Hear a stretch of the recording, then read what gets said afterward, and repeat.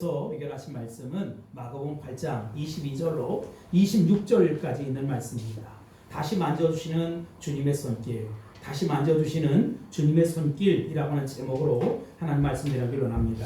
우리는 초, 중, 고등학교 교육과정에서 여러 가지 과목들을 공부하게 됩니다. 그러면서 자연스럽게 우리는 어떤 과목은 좋아하고 또 어떤 과목은 싫어합니다. 물론 그 선호도라고 하는 것은 우리 개성이나 소질에 따라 달라질 수 있어요. 그러나 그 과목을 어떻게 가르치고 전달하느냐라고 하는 선생님을 어떻게 만나느냐가 학습 경험과 태도에 결정적인 영향을 미치기도 한다는 것입니다. 최근에 제가 어떤 청년과 대화를 하는 과정 속에 목사님 하면서 뜬금없이 나 철학을 전공하고 싶습니다. 이렇게 얘기를 하는 거예요. 그래서 왜 갑자기 뜬금없이 철학을 공부하려고 하느냐라고 물었더니 대학에서 수강하는 철학 과목의 교수가 C.S. 루이스라고 하는 그 교수를 굉장히 좋아하는 그리스도인이라는 것입니다. 그래서 그 기독교의 가치관에 대해서 많이 듣게 되는데 자기 신앙과 학문을 연결할 좋은 기회가 되었다. 또 하나는 그 교수님이 나를 상당히 좋아해주고 사랑해줍니다. 그래서 내가 철학을 전공하기로 했습니다. 이렇게 얘기를 하는 거예요. 생각해보면 나도 초등학교 졸업 때까지 여러 과목을 특별한 이유도 없이 좋아했던 것 같아요. 그런데 중학교에 들어가면서 수학을 너무너무 좋아하게 되었습니다. 친구들은 수학만 이야기하면 골치 아프다, 수포자가 되었지만 나는 수학을 흥미를 가지고 공부했던 것 같아요. 물론 국어, 영어, 사회, 국사, 음악, 미술 같은 과목을 좋아하기도 했고 또 고등학교에 가서는 문과, 이과로 나눌 때 저는 물리, 화학, 생물, 지구화학이 너무 좋아서 이과를 선택하기도 했어요. 그런데 유독 싫어하는 과목이 있었습니다. 한문입니다. 한문이 싫어진 이유는 생각해보니까 중학교 때 친구 아버지가 한문 선생님이었는데 아주 무서웠어요. 늘 칠판에다가 한자를 써놓고 설명을 하시는데 야, 난 딱 한 번만 설명한다. 제대로 알아들어? 하면서 막 야단을 쳤어요. 막대기를 가지고 막 호통을 치고 그렇게 하셨어요. 그래서 잘 이해가 되지 않으면 친구나 제가 또 설명을 다시 한번 해달라고 하니까 한 번만 얘기한다고 했지 이 자식들아 하면서 난리를 치는 거예요. 그러니까 이미 설명했다고 설명을 안 해주고 막 그러니까 물론 한문이 점점 싫었어요. 물론 그 대학을 가기 위해서 그 한문 성적은 좋게 나왔어요. 95점 밑으로 떨어져 본 적이 없으니까. 그런데 제가 한문을 그렇게 싫어했어. 이은즉슨 선생님이 싫었기 때문이라는 것입니다.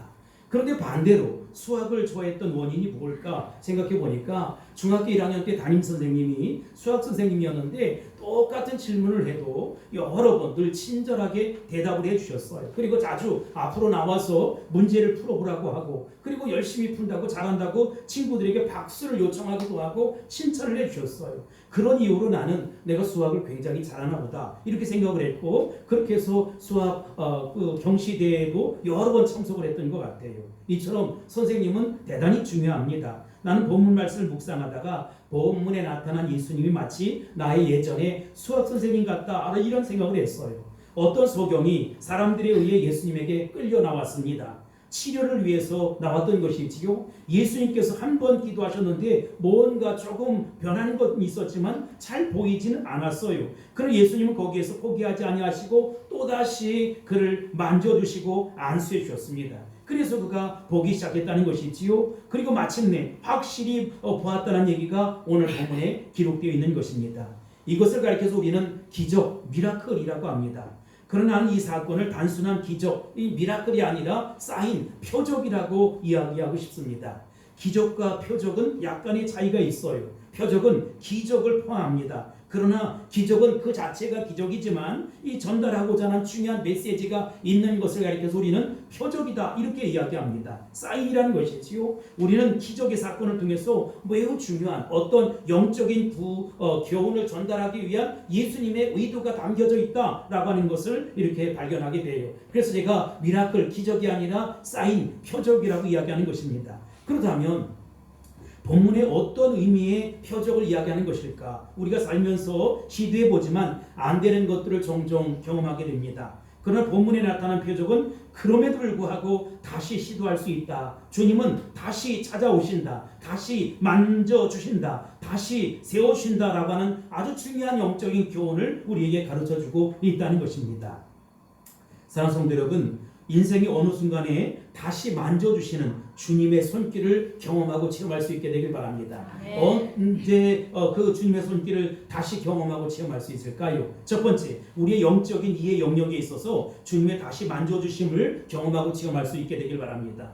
어떤 분은 어느 날 갑자기 그냥 신앙의 세계에 빠져드는 분들이 있어요. 어느 한순간에 은혜를 받고 어느 한순간에 아주 그 인생이 뒤바뀌는 사람들이 있어요. 얼마나 좋을까요? 어느 순간에 영적인 체험을 계기로 해서 소위 영적인 눈이 팍 뜨이기 시작했고 영적인 세계가 열리기 시작하는 것이지요. 여러분에게도 그러한 역사가 일어날지어다. 아멘. 여러분, 신학에서는 그걸 가리켜서 뭐라고 이야기를 하느냐 하면 즉각적인 회심이다 이렇게 얘기합니다. 즉각적인 회심의 대표적인 사람이 누구냐? 바로 바울 사도입니다. 바울 사도는 다메섹으로 가는 길에 갑자기 강렬한 빛의 포박을 당해요. 그리고 주의 음성, 성령의 음성을 듣습니다. 그리고 난 이후에 그 인생이 180도로 달라지기 시작했어요. 예수 믿는 사람들을 핍박하고 기독교를 핍박했던 사람들이 오히려 인생을 걸고 생명을 걸고 승부를 걸고 하나님 나라 선교 완성을 이루게 되었고, 십자가 복음을 위해서 자기 목숨을 초기와 같이 버리는 이방인의 사도가 되었다는 것입니다. 바울 사도의 다메섹의 경험은 즉각적인 회심 가운데 하나였다는 것입니다. 그러나 여러분, 이것은 보편적인 체험은 일반적인 체험은 아니라는 것이지요. 나도 그런 사건만 일어나면 꼭 잘 믿겠다 이런 사람들이 있지만 여러분, 그게 잘 안 돼요. 오히려 이것은 예외적인 체험이고 경험입니다. 그런 특별한 체험 때문에 한순간에 신앙에 들어가는 사람들이 있는가 하면 시간이 점점 흘러가면서 마침내 확고한 신앙에 도달하는 경우들이 종종 있다는 것입니다. 최근에 신학자들은 이것을 가리켜서 점진적인 회심이다 이렇게 얘기해요. 아까는 즉각적인 회심이었고 지금은 점진적인 회심. 과거의 많은 신학자들은 이 즉각적인 회심만 구원의 사건이다 라고 얘기했지만 지금은 그렇지 않아요. 이 점진적인 회심도 구원의 한 축에 속한다는 것입니다. 특별히 기독교 배경 속에서 어머니 뱃속에서부터 신앙생활하는 모태 신앙을 가지고 살아가는 사람들 중에 그런 사람들이 많이 있어요. 예를 든다면 성경에 저기 등장하는 디모데 같은 사람입니다. 여러분, 디모데는 어머니 유니게 그리고 외할머니 로이스의 영향을 받아서 신앙생활을 하게 됩니다. 그러다가 성년이 된 어느 날 확실한 믿음 그리고 사명의 부르심을 깨닫게 되었다는 것입니다. 그런데 확실한 신앙의 자리에 도달하기까지 확실히 믿는 것도 아니고 안 믿는 것도 아니고 아주 어정쩡한 상태 속에 있을 수 있다는 것이지요. 모르긴 몰라도 교회 나와서 예배를 드리는 이들 가운데 그런 사람들이 있을 거예요. 믿는 것도 아니고 안 믿는 것도 아니고 정말로 어정쩡한 상태 속에서 교회를 드나드는 사람들이 있다는 것입니다. 예수님의 제자들 가운데도 그런 이들이 있었을 거예요. 예수님이 제자들을 부르고 그들로 하여금 예수님을 3년 반 동안 따르게 했어요. 어느 정도 예수님에 대한 신뢰와 믿음이 전제되어 있으니까 따라가는 것 아니겠습니까? 그런데 막상 삶의 자리에서는 전혀 신앙인다운 그런 모습을 보이지 않았다. 믿음의 생각도 하지 않았고 믿음의 말도 하지 않았고 믿음의 행동도 하지 않는 엉터리 방터리 쭉정이 가짜와 같은 삶이 얼마든지 있을 수 있다는 것입니다. 그 신앙을 보여주지 못한다는 거예요. 왜 그럴까? 예수님은 이런 제자들을 보고 안타까우시면서 이렇게 말씀하셨어요. 어떻게 얘기했느냐? 마가복음 8장 18절에 보면 뭐라고 합니까? 시작. 너희가 눈이 있어도 보지 못하냐, 귀가 있어도 듣지 못하느냐, 또 기억하지 못하느냐. 너희가 눈이 있어도 보지 못한다. 기적을 여러 번 경험하고 체험하고도 아직도 보지 못하냐. 내가 너희의 영적인 필요를 공급해주고 너희의 모든 삶의 문제를 해결할 수 있다는 사실을 아직도 알지 못하고 보지 못하느냐. 예수님은 답답해서 하신 말씀이지요. 제자들이 안 믿는 것도 아니에요. 그렇다고 확실한 믿음이 있는 것도 아니었다는 것이지요. 정말로 어정쩡한 상태였다는 것입니다. 그런데 이런 대화 직후에 예수님이 저 눈먼 소경을 치료하시는 거예요. 예수님이 소경을 만져주시고 기도해 주셨습니다. 처음에는 확실히 보이질 않았어요. 단 한 번의 기도로 완전히 보게 할 수 있는 능력이 예수님께 없어서 그랬습니까? 아니에요. 물론 예수님께는 단 한 번의 기도로 확실히 나올 수 있는 능력이 있었어요. 단 한 번의 기도로 고친 사건이 성경에 여러 번 등장하잖아요. 그러나 뭔가 변화의 조짐이 필요할 때, 그럴 때 여러분 단 한 번으로 하지 않으신다는 거예요. 지금 이 상태는 보이는 것도 아니고 안 보이는 것도 아니고 그저 어정쩡한 상태예요. 기도하신 후에 이 사람을 붙들고 예수님은 이렇게 물으셨습니다. 무엇이 보이느냐? 무엇이 보이느냐? 근데 이 사람이 뭐라고 대답해요? 24절입니다. 시작. 쳐다보며 이르되 사람들이 보이나이다. 나무 같은 것들이 걸어가는 것을 보나이다 하거늘. 아멘. 확실히 보이는 건 아니지요. 사람 같기도 하고 나무 같기도 한데 그것이 걸어다닌다는 거예요. 나무가 어떻게 걸어다닐 수 있습니까? 그러니까 잘 안 보이는 거지요. 아직 희미하게 어정쩡한 상태였다는 것입니다. 그렇다면 우리 주님은 이 사람에게 왜 이런 일을 허용하셨을까? 이것을 예수님 당시에 신앙 상태의 모습, 그 당시 제자들의 모습뿐만 아니라 그 당시의 사람들의 모습을 이야기하는 거예요. 이것을 가리켜서 작정 허용이라고 합니다. 이 사건 이후에 주님이 하고 싶은 이야기가 있는 거예요. 영적인 태도가 있는 것입니다. 우리 주님은 그를 위해서 그래서 다시 만져주셨어요. 다시 안수하시고 다시 기도해 주셨어요. 그랬더니 뭐 어떻게 되었습니까? 모든 것이 환하게 볼 수 있게 되었다라고 성경은 이야기하고 있습니다. 할렐루야. 아멘. 만약 내 신앙이 예수님을 안 믿는 것도 아니고 그렇다고 해서 예수님을 잘 믿는 것도 아니고 확실한 신앙이 아니라 어정쩡한 상태에 있다면 어떻게 해야 우리가 변할 수 있을까요? 어떻게 해야 달라질 수 있을까요? 가장 중요한 것은 정직한 자기 성찰이라는 것입니다. 예수님이 한 번 기도해 주신 다음에 무엇이 보이느냐 이렇게 물으셨을 때 이 사람은 아주 정직하게 아니요 잘 보이지 않습니다 라고 확실하게 이야기했어요. 그래서 사람 같기도 하고 나무 같은데 그것들이 막 걸어다녀요 이렇게 정직한 자기 발견을 했다는 것입니다. 자기 고백을 했다는 것입니다. 나는 이것이 굉장히 중요하다고 생각해요. 왜 사람들이 이런 상태에 있었을까요? 이 사람은 예수님 앞에 자발적으로 나온 사람이 아니에요. 강제적으로 끌려 나온 사람입니다. 어떻게 이렇게 끌려 나왔어? 22절을 보세요. 시작. 베세다의 이름에 사람들이 맹인 한 사람을 데리고 예수께 나와 손대시기를 구하거늘. 아멘. 여러분 그러니까 처음부터 이 사람은 자기 의지로 나온 것이 아니다. 예수님 만나서 고침받고 구원받겠다 자발적으로 나온 것이 아니라 다른 사람들에 의해 강제적으로 끌려 나왔던 아니면 강압에 의해 나왔던 사정에 의해 나왔다는 것이지요. 자기 의지로 나오지 않았기 때문에 그는 열망하는 마음이 별로 없었던 것 같아요. 예수님이 사람들을 치료하실 때 반드시 중요한 전제를 두고 치료하시는데 그것은 뭐냐면 그 사람의 믿음의 근거에서 치료하신다는 것입니다. 그런데 지금 이 사람은 아직 믿음이 준비되지 못했다. 예수님은 이 사람이 준비될 때까지 영적으로 준비될 때까지 기다리시느라고 한꺼번에 치료해 주시지 않았다는 것입니다. 그러나 탈락하면 안 되잖아요. 그 자리에 있어야 기회가 있는 것이잖아요. 그래서 일단은 만져주셨다는 것입니다. 뭔가 보이느냐 물었을 때 확실하진 않지만 뭔가 보인다 이렇게 대답하면서 아직도 이 사람 마음속에는 기대감은 조금은 있는데 이제 뭔가 보이는군요 라고 하는 기대감이 이렇게 싹 트기 시작했어요. 믿음이 일어서기 시작했다는 것입니다. 여러분 이것이 중요해요. 그때부터 영적인 자극이 시작되었고 적극적으로 주님을 찾기 시작했다는 것입니다. 아마도 그는 희미하게 보이지만 더 확실히 보고 싶어요 주님, 이제는 분명히 보고 싶어요 주님 이라고 하는 마음속에 뜨거움이 용솟음치기 시작했을 것입니다. 여러분 우리가 이 자리에 있어야 한다는 것이지요. 이렇게 희미하게 믿다가 희미하게 가는 거지 라고 하면 안 돼요. 확실하게 보고 싶다 라고 하는 구도자적인 열망이 필요하다는 것입니다. 마태복음 7장 7절로 8절 우리가 잘 아는 말씀이 구하라 그리하면 너에게 주신다는 것입니다. 찾으라 그러면 찾아낸다는 거예요. 문을 꽝꽝꽝 두드리라 그러면 너에게 열릴 것이라고 말씀하고 있습니다. 구하는 이마다 받고 찾는 이가 찾아내고 두드리는 이에게 반드시 문이 활짝 열리게 된다는 것입니다. 구해야 합니다. 주님이 뭔가 역사하실 것 같다라고 생각되면 주님 앞에 매달려야 한다는 것이지요. 구원의 주체는 언제나 내가 아니라 우리 주님이라는 것입니다. 주님은 내가 스스로 성취하는 것이 아니라 받게 가신다는 것이지요.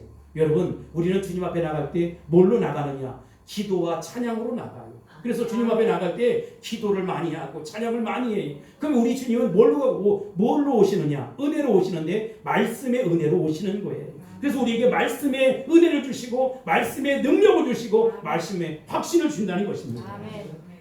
그러면 우리 삶 속에 구원의 놀라운 역사가 일어나는 것이지요. 그러나 우리 주님께서 구원하시지만 나의 적극적인 구도의 열망이 꼭 필요할 때가 있는 것입니다.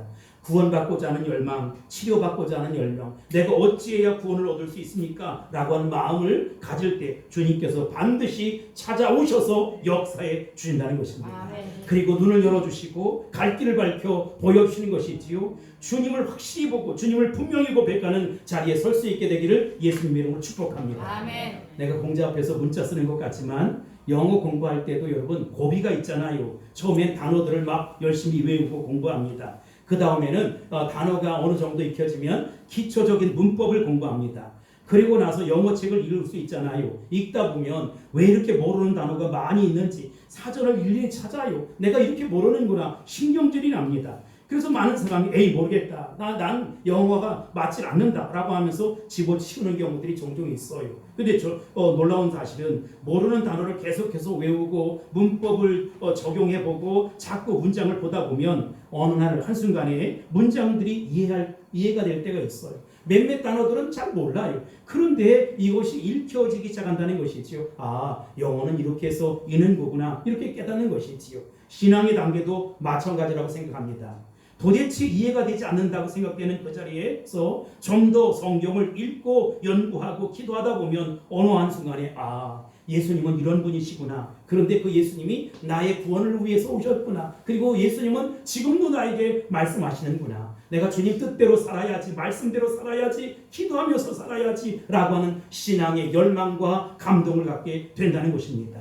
그럴 때 여러분 우리는 확실한 신앙을 붙들게 되는 것이지요. 이러한 자리에 도달할 수 있는 사실을 믿고 포기하지 않을 수 있게 되길 바랍니다. 아멘. 다시 내게 찾아오시는 주님, 다시 다가오셔서 역사하시는 주님, 다시 오셔서 이 소경에게 흐릿한 것이 아니라 완전히 눈을 열어주시는 주님, 그 주님이 내게 다가오실 것을 확실히 믿을 수 있게 되길 바랍니다. 아멘. 영적인 이해 영역이 있어야 돼요. 시간이 좀 필요할 수도 있겠구나. 내가 주님의 터치가 필요하구나. 주님의 만져주심이 필요하구나 라고 하는 확신을 갖고 돌아갈 수 있게 되길 바랍니다. 아멘. 그런 분들 두 번째로 다시 만져주시는 주님의 손길이 필요한 영역 가운데 문제 해결의 영역이 필요해요. 인생을 살다 보면 문제가 생깁니다. 신앙을 가지고 사는 사람들도 문제를 피해갈 수가 없어요. 우리도 다 문제에 부딪히면서 살아갑니다. 문제를 만나면 우리는 주님의 도우심을 구하지요. 어떤 때는 딱 한 번 기도했는데 응답이 돼요. 저도 그런 경험이 있었습니다. 성도들이 어떤 문제를 가지고 와서 어떤 아픔을 가지고 와서 치료해달라고 하는데 기도하니까 즉각적으로 낫는 거예요. 딱 한 번의 기도로 문제가 해결되리라 이 말이지요. 그럴 때 여러분 얼마나 신바람이 납니까? 그런데 안타까운 것은 이런 일이 항상 일어나는 것은 아니다. 항상 일어나지 않는다. 그러나 항상 그렇지 않을지라도 우리에게 필요한 것이 무엇입니까? 믿음이라는 것입니다. 기도했는데도 낫지 않고 기도했는데도 문제가 해결되지 않습니다. 사람들은 뭐야? 우리 주님은 내 기도 안 들어주시는 거야? 진짜 안 들어주시는 거야? 라고 자포자기합니다. 여러분 이럴 때일수록 더 건강을 챙기고 이럴 때일수록 더 정신을 밝게 하고 이럴 때일수록 더 주님 앞에 다가감이 필요하다는 것이지요. 아멘. 사단 마귀는 나의 약점과 단점을 잘 알아요. 그래서 약점을 치고 들어오고 단점을 치고 들어와서 나로 하여금 쓰러지게 만들고 넘어지게 만든다는 것. 이게 사단의 전술 전략 가운데 하나예요. 그럴 때일수록 여러분 마음에 평정심을 가지고 온순함을 유지하고 운동하면서 하나님의 때를 기다릴 수 있게 되길 바랍니다. 아멘. 그러면서 주님 앞에 더 간절한 엎드림이 필요한 거예요. 왜 그럴까요? 주님이 단 한 번의 기도로는 우리 문제가 해결될 수 없어서 그렇습니까? 아니에요, 여러분. 우리는 전지전능하신 우리 주님을 믿습니다. 아멘이십니까? 아멘. 단 한 번의 기도를 통해서도 얼마든지 그렇게 천지를 바꿔놓을 수 있는 분이 우리 주님이세요. 주님의 기도, 주님의 능력으로 단 한 번의 그 능력으로 여러분 모든 문제가 모든 상황이 다 엎어질 수도 있고 달라질 수도 있고 해결될 수 있는 줄 믿으시기 바랍니다. 아멘. 그분은 엘샤다이 하나님, 아멘. 전능하신 하나님이라는 것입니다. 아멘. 그런데 여기에 의도적인 계획이 있다. 무슨 얘기냐? 주님의 의도, 왕의 의도를 알아차려야 한다는 것입니다.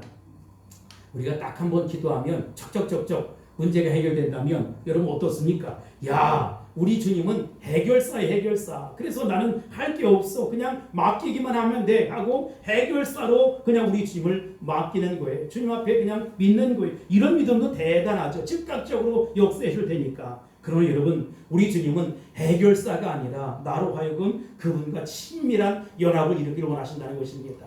주님, 내가 이렇게 아파요. 주님, 내가 이렇게 상처를 받았어요. 주님, 내가 이렇게 문제에 휩싸여 있어요 라고 하면서 주님 앞에 소곤소곤 이야기하고 정말로 친구 되기를 원하고 사랑의 파트너가 되기를 원하고 나의 인생을 전폭적으로 맡기는 인격적인 관계 맺기를 소원하신다는 것입니다.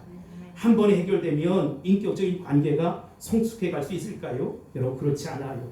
관계는 시간이 필요하지요. 시간 없이 어떻게 진실한 우정의 결실을 맺을 수 있나요?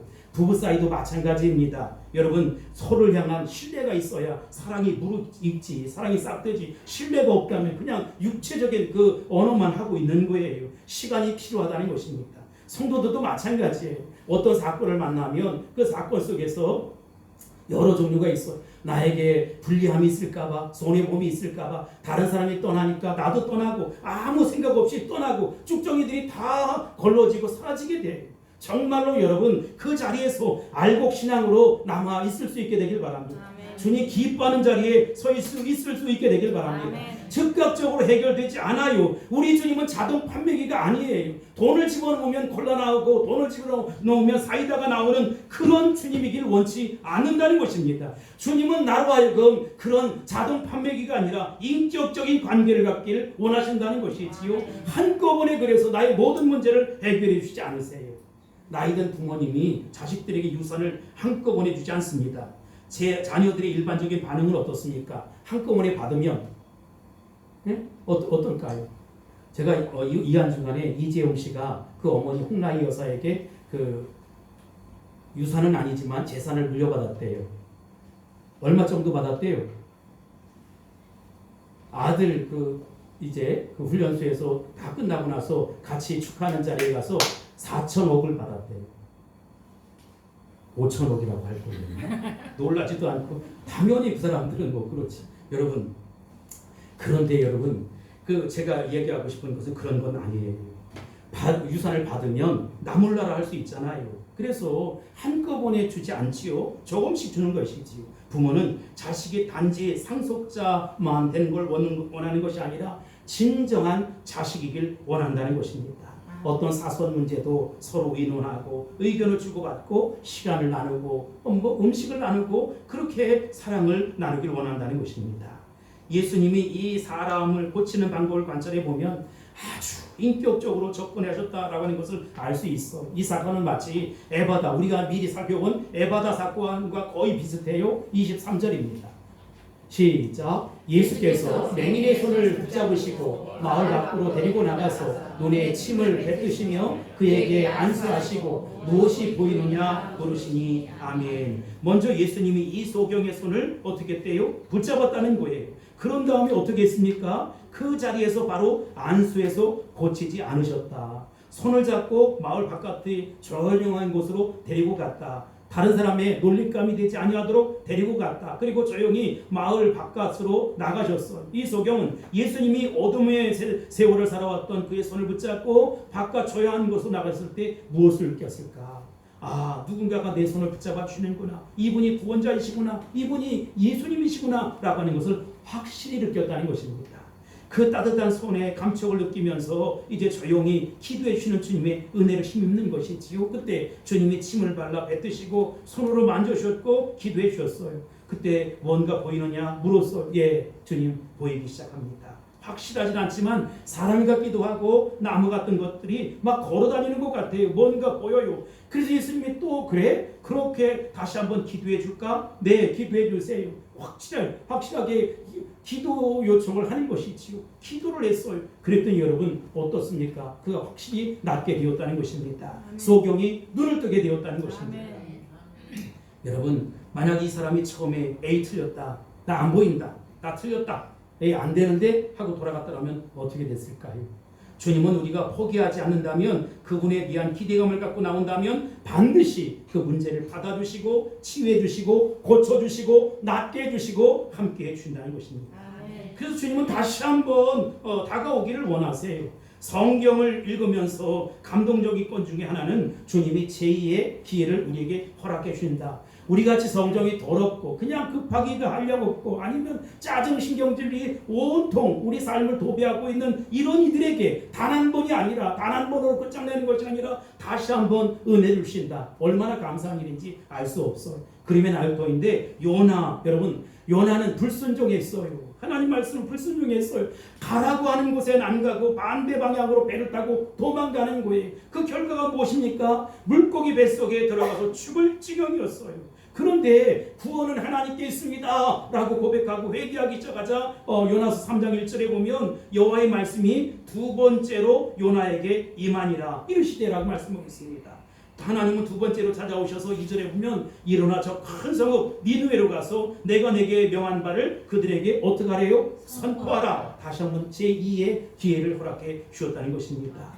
예수님의 제자들을 그렇게 다루셨어요. 여러분 저와 여러분도 그렇게 다루실 거예요. 단 한 번 안 되는 것 때문에 절망하고 포기하는 것이 아니라 평정심을 가지고 더 열심히 운동하고 온수함을 가지고 정신을 다스리고 영적으로 충만해지고 더 회개하고 더 주님 앞에 나가고 더 말씀을 묵상하고 더 은혜를 사모하고 더 기적을 사모해서 기적이 상식처럼 내 삶 속에 다가오는 역사가 일어날지어다. 아멘. 일어날지어다. 아멘. 할렐루야. 아멘. 하나님은 준비된 자를 쓰시게 돼 있어요. 우리 마음 준비하면 하나님이 우리에게 오셔서 터치해 주시고 만져주시고 기적 같은 역사를 일으켜 주신다는 것입니다. 아멘. 그러나 주님은 베드로에게는 어떻습니까? 베드로가 예수님을 3번씩이나 부인하고 저주하고 맹세했잖아요. 그런데 여러분 베드로를 그냥 버렸습니까? 그렇지 않아요. 요한복음 21장 15절에 보면 요한의 아들 시몬아 내가 이 사람들보다 나를 더 사랑하느냐 이렇게 물어요. 예수님을 베드로가 몇 번 부인했다고요? 3번. 그런데 예수님은 3번 대답을 이렇게 해주시는 거예요. 여기 15절, 16절, 17절에 보면 15절에 보면 내 어린 양을 먹이라. 16절 내 양을 치라. 그리고 17절 내 양을 먹이라. 3번 말씀해 주세요. 그런데 똑같이 물어요. 요한의 아들 시몬아 내가 이 사람들보다 더 나를 사랑하느냐? 주님 사랑합니다. 그런데 정말 죄송한 마음이 있어요. 내가 주님을 3번씩이나 부인하고 저주하고 맹세했거든요. 왜 이런 마음이 없었겠어요? 그런 이게 다가와서 인격적으로 다가와서도 내 양을 먹이라 치라 먹이라고 3번씩 말씀해 주셨다는 것입니다. 예수님이 겟세마네 동산에서 기도하실 때 내일이면 십자가를 져야 합니다. 그 주님의 심정이 가슴이 얼마나 비참했겠습니까? 얼마나 힘들고 괴롭겠습니까? 그래서 제자들에게 부탁하는 거예요. 사랑하는 나의 제자들아 같이 일어나서 제발 좀 같이 깨워서 기도하자 이렇게 부탁했어요. 제자들은 어떻게 했습니까? 자빠져 자고 있는 거예요. 헐걸 잠을 자는 거예요. 우리 주님은 내일이면 십자가 져야 하는데 이 안타까운 사정을 모르고 그들은 쿨쿨 자고 있는 거예요. 나 같으면 야 임마 너희들이 내 제자냐? 내가 내일 죽는데 이렇게 자빠져 자도 되는 거야? 오늘 너희들 나와 인연 끝이다. 끝. 이제 끝이야. 이렇게 얘기했을 거예요. 그러나 우리 주님은 그렇게 하시지 않으셨어요. 마가복음 14장 40절에 보면 뭐라고 얘기했습니까? 다시 오사 보신즉 이라고 말씀하고 있어요. 잠자는 제자들에게 다시 오셨어요. 또 한 번 오셨어요. 아직도 자니 일어나라 하고 제자들을 깨우는 것이지요. 그런데 그때도 제자들은 안 일어났어요. 할 수 없이 예수님은 이렇게 말씀하시는 것이지요. 41절 42절에 보면 3번째 오사 그들에게 이르시되 이제는 자구시라 그만되었다 때가 왔도다 보라 인자가 죄인의 손에 팔리느니라. 42절 일어나라 함께 가자 보라 나를 파는 자가 가까이 왔느니라. 여러분 포기한 것이 아니라 몇 번 오셨대요? 3번이나 오셨대요. 3번이나 나를 기다려주셨대요. 기다려주시는 주님, 다시 다가오시는 주님, 때가 찼을 때 마침 나를 일으켜 세우시는 주님, 다시 주시는 다시 기회를 주시는 이 주님의 사랑, 주님의 그 인내, 그 은혜 때문에 우리는 다시 일어설 수 있는 것입니다. 아멘. 사랑하는 성도 여러분, 그러니 절망의 자리에서 제발 툴툴 털고 일어날 수 있게 되길 바랍니다. 아멘. 나에게 힘이 없어요. 은혜의 출처는 우리 주님이십니다. 구원의 출처는 우리 주님이십니다. 기적의 출처는 우리 주님이십니다. 내일을 향해서 내가 해야 할 일이 있어요. 그런데 뚜벅뚜벅 걸어나가는 거예요. 힘들고 어렵지만, 고통스럽고 괴롭지만 믿음은 이렇게 세우는 것이지요.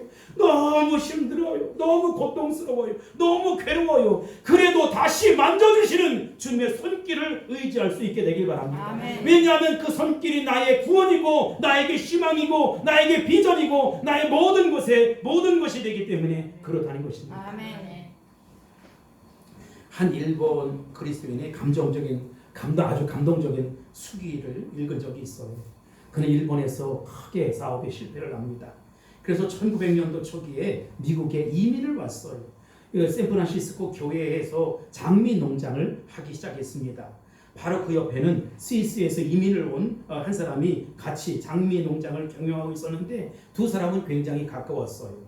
스위스에서 이민 온 사람은 예수 믿는 그리스도인이었어요. 옆에서 함께 살면서 농사도 같이 짓고 대화도 하고 그러면서 또 전도도 했습니다. 그때마다 일본 사람은 조용히 미소만 지으면서 대답하지 않았어요. 그러나 이 두 가정은 아주 친하게 지냈고 또 일주일에 두세 차례는 샌프란시스코 그 시장에 가서 장미를 배우다가 팔기도 하고 그랬습니다. 농장이 아주 경영이 잘 되어 있어요. 1941년 12월 7일 일본이 진주만을 공격합니다. 그러자 미국에 살고 있는 이민 아직 기화하지 않은 이 일본 사람들을 모두 다 수용소에 수용을 해버렸어요. 그 일본 사람들을 그래서 콜로라도에 있는 수용소에 전부 다 수용을 해버린 것입니다. 일본에서 크게 실패를 하고 정말로 삶의 근거지가 없어서 미국까지 와서 개고생을 하다가 모처럼 이제 사업이 안정되나 보다, 성공하나 보다 라고 했는데 이 농장을 두고 콜로라도로 떠날 수밖에 없는 그 비참한 신세가 되었습니다. 마음이 얼마나 미어지는지 얼마나 아픈지 견딜 수가 없어요. 그때 이웃집 스위스에서 온 사람이 이렇게 얘기를 합니다. 걱정하지 마세요. 당신이 가 있는 동안 내가 농장을 잘 돌봐드리겠습니다. 얼마나 감사한 일인지. 그런데 일본 사람은 속으로 겉으로 이렇게 감사합니다 라고 얘기했지만 그 마음을 알아차렸는지 스위스 사람이 이렇게 얘기를 하는 거예요. 걱정하지 마세요. 나를 믿을 수 없다면 내가 믿는 하나님을 믿으세요. 나를 믿을 수 없다면 내가 믿는 하나님을 믿으세요. 안심하고 떠나세요. 그는 수용소에서 2년 시간을 보내게 됩니다. 전쟁이 끝나요. 드디어 일본이 패망합니다. 그런데 그는 콜로라도 수용소에서 집으로 돌아오는 것이지요. 기차를 타고 터덜 돌아오는 거예요. 그 샌프란시스코 역에 도착했을 때 그런데 이웃인 스위스 사람이 큰 플래카드를 들고 역으로 나온 거예요. 그리고 웰컴 백 홈, 집에 오신 것을 환영합니다. 이렇게 플래카드를 쓴 거예요. 집에 와 보니까 농장은 아주 자신이 가꿀 때보다도 훨씬 더 잘 가꾸어져 있었고 아름답고 깨끗하게 관리되어 있었습니다. 아름다운 장미꽃이 화사하게 피어나고 있었어. 이 놀라운 광경을 보고 자신 눈을 의심할 수밖에 없어서 믿을 수가 없는 거예요. 부엌에 들어가 봤습니다. 그랬더니 장미 한 송이가 놓여 있었고 그 옆에 무엇인가가 있었어요.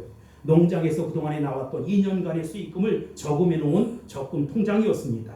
그 옆에는 조그마한 카드가 하나 놓여 있었는데 딱 두 줄이 써여 있었다는 것입니다. God loves you. 하나님은 당신을 사랑하십니다. You could start again. 당신은 다시 시작할 수 있습니다. 당신은 다시 시작할 수 있습니다. 이 글을 써놓은 거예요. 그는 거기서 무릎을 탁 꿇습니다. 그리고 이 고백하기를 당신의 하나님을 나의 하나님으로 믿고 받아들이고 싶습니다. 당신의 하나님을 나의 하나님으로 믿고 받아들이고 싶습니다. 그리고 그는 주님 앞에 돌아와서 새로운 인생을 사는 계기가 되었다라고 하는 아름다운 감동의 메시지입니다. 사랑하는 성도 여러분, 하나님은 여러분을 사랑하세요. 당신의 아들 예수님을 십자가에 매달아 죽기까지 사랑하세요. 살을 다 찢으시고 물을 다 쏟고 피를 완전히 쏟아서 우리 인류 구원을 완성해 주셨을 뿐만 아니라 저와 여러분의 구원을 다시 완성해 주셨다는 것입니다. 이것을 믿는다면 우리가 begin again, 다시 시작할 수 있어. 얼마든지 다시 시작할 수 있어요. 지금의 삶이 폭풍이어도, 지금의 삶이 실패여도, 지금의 삶이 고난이어도, 곤란이어도, 시련이어도 하나님의 사랑을 능히 막을 수 없다는 것입니다. 우리 주님은 나를 2번, 3번 기다려주시는 거예요.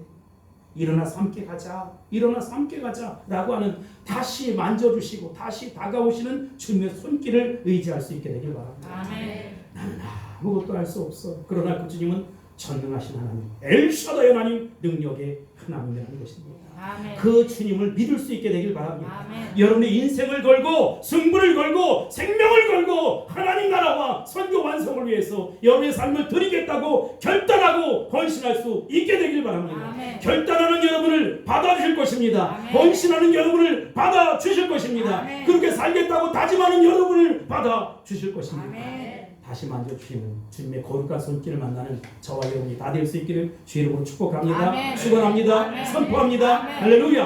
아멘. 기도하겠습니다. 사랑의 아버지 하나님, 한 자리에 모여 예배하지만 주님의 절박한 손길이 필요한 이들이 있습니다. 외면치 마시고 다가오셔서 다시 만져 주옵소서.